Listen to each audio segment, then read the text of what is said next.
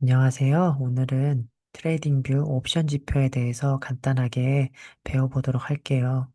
먼저 옵션 지표를 받게 되면 이렇게 프리장 개장 시간에 제가 옵션 지표 값을 업데이트를 하게 되는데요.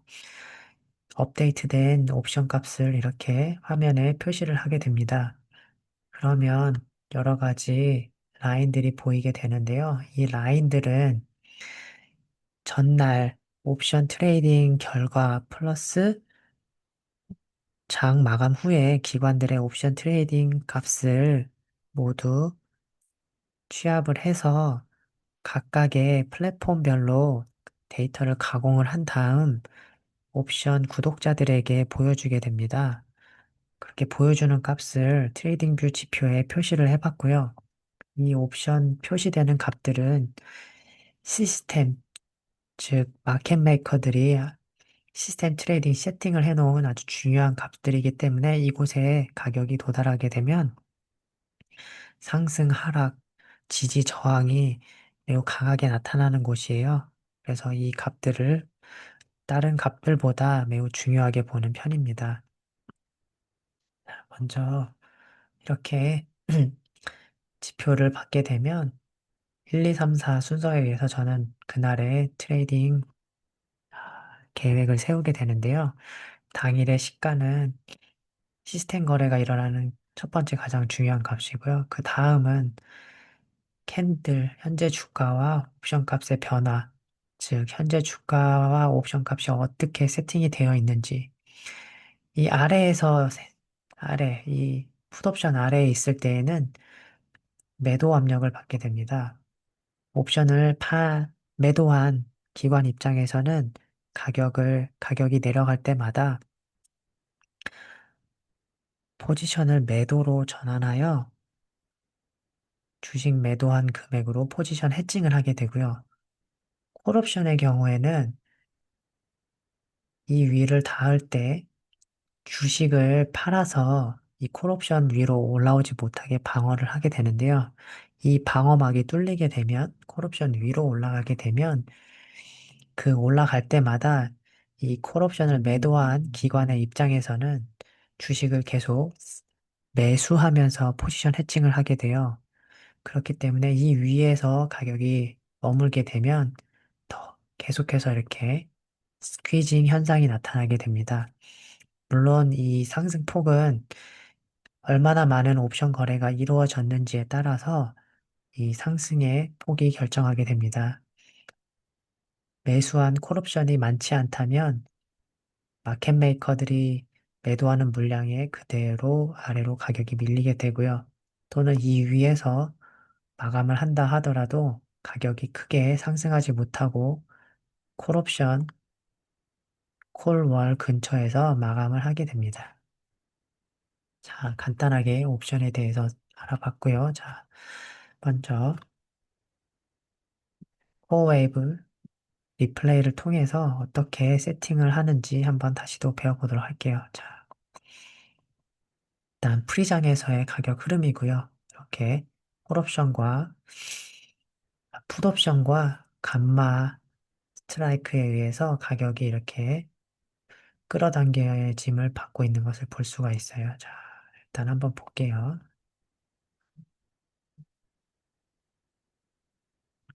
아직까지는 프리장 이제 여기서부터는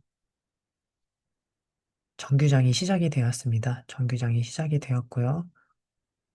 풋옵션 아래, 즉, 그 당일 시가 아래로 가격이 세게 밀리게 되었고요. 그러면 이 마켓 메이커들의 포지션은 매도이기 때문에 가격은 계속해서 매도세가 나올 수밖에 없어요.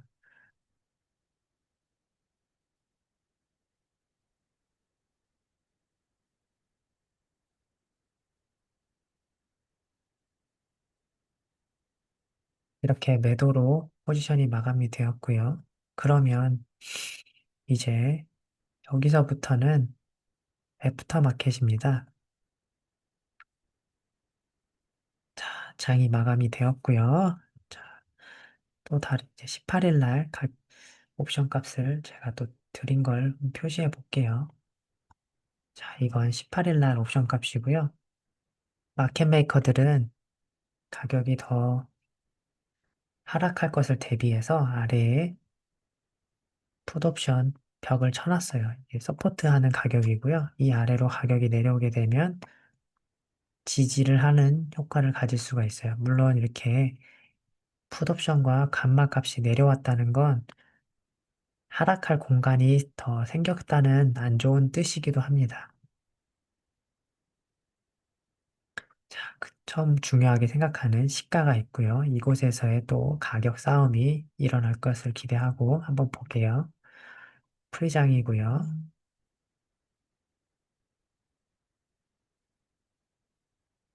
정규장이 시작되었습니다. 정규장이 시작되었는데 당일 시작 가격 위에서 가격이 형성되어 있고요. 200일 이동 평균선의 저항을 여러 번 받은 것을 알 수 있어요.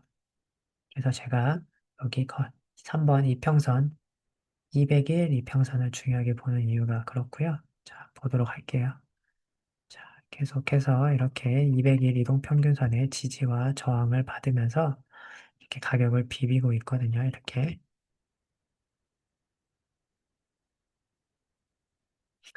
200일 이동 평균선 위에서 가격이 마감하면서 마무리되었고요. 자, 이제는 18일 날 애프터 마켓이 시작이 되어서 애프터 마켓에서는 가격이 큰 폭으로 상승한 뒤에 마감이 되었네요. 자, 프리장 시작이 또 되었고요. 제가 옵션 값을 19일 옵션 값을 드렸기 때문에 19일을 켜보도록 할게요. 자, 하단에서 서포트를 하던 세력들의 포지션이 옮겨졌어요. 이렇게 위로. 가격이 더 빠지지 않을 것을 기대하며 이렇게 과감하게 포지션을 위로 올린 것을 알 수 있어요. 이렇다는 건 굉장히 큰 매수 다 가격이 내려오면 매수로 포지션을 받겠다는 강력한 의지가 보이고요. 자, 시가, 그 다음에 감마 값 다 잘 체크하면서 또 이동평균선의 위치도 다 잘 체크 한번 해볼게요. 자, 19일 날 금요일 내마녀의 날이 시작되었고요. 프리장, 이제 프리장이 끝나고 바로 정규장이 시작이 되었습니다. 자, 여기 보면 볼라틸리티 가격 라인에 저항을 한번 크게 받고 다시 돌파하는 모습을 볼 수가 있어요. 이 아래에서 아래 가격이 이 볼 아래에 있을 때에는 기관에서는 매도로 해칭을 하게 되고요. 이 위에 있을 경우에는 매수로 해칭 포지션을 변경하게 됩니다. 자, 가격이 돌파를 시도하고 있고요. 가격이 돌파를 성공함으로 인해서 이제부터는 매수로 포지션 해칭 전환했다고 볼 수가 있고요. 그 전에 감마와 풋옵션 가격이 올라온 것을 보고 마켓 메이커들이 강하게 아래서 매수로 받쳐주고 있다는 걸 또 알 수가 있었습니다. 자, 그래서 장이 시작되면서 이 위로는 매수로 해칭을 하기 때문에 포지션 가격이 계속 상승하는 것을 알 수 있고요. 그 위에 형성된 콜월까지 도달은 하지 못했지만 당일 꽤 강한 상승으로 가격 마무리를 해주었고요. 200일 이동평균선을 돌리면서 추세의 전환을 했다고 볼 수도 있겠습니다. 거래량도 강하게 많이 들어온 것을 알 수 있고요. 앞에 나왔던 거래량보다 상당히 많은 거래량이 터진 것을 알 수 있어요. 이렇게 매매 세팅을 하면서 트레이딩을 하면 되고요. 물론 모든 거래가 다 성공적일 순 없지만 이 중요한 값들, 세팅되는 옵션 값들을 이용을 한다면 분명히 기존에 하던 트레이딩 수익률보다 훨씬 더 좋은 수익률을 기대할 수가 있을 거라 생각합니다. 그래서 이렇게 추세를 상승을 탔다고 했을 때 매도의 위치는 보통 20일 이동평균선을 만나게 되면 포지션을 정리하는 편입니다. 그리고 다시 한번 20일 이동평균선의 지지를 받게 되면 받거나 또는 옵션 라인에서 다시 매수 포지션을 받아볼 수가 있습니다. 즉, 가격이 아래로 내려서 옵션 값에 닿거나 닿을 때 매수를 하고 또는 가격이 상승 중에 조정받을 때 아래서 올라오는 이동평균선에 닿을 때 이때도 매수를 할 수 있는 기회가 됩니다. 즉,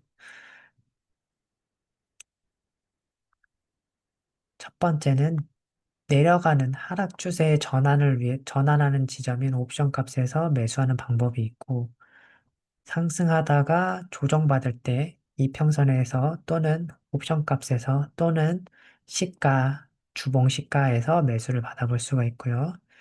그 다음에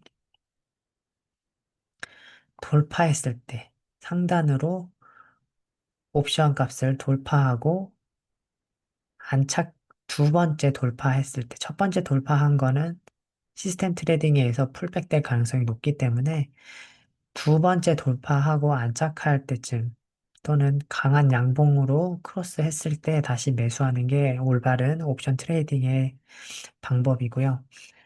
음, 자신만의 방법을 만들어도 되지만 보통은 이런 식으로 옵션 트레이딩을 하게 됩니다. 반대의 경우에는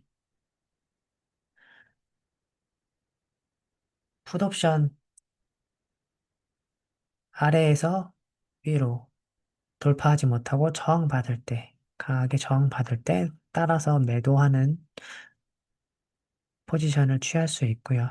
또는 이동, 하락하는 가운데 이동평균선에 닿았을 때, 이때 또 매도의 위치가 되게 됩니다. 그런 여러 가지 방법이 있겠지만, 지금 간단하게 설명드린 방법을 세팅을 해서 거래를 테스트해 보시면 어떤 의미인지 알 수 있을 거예요.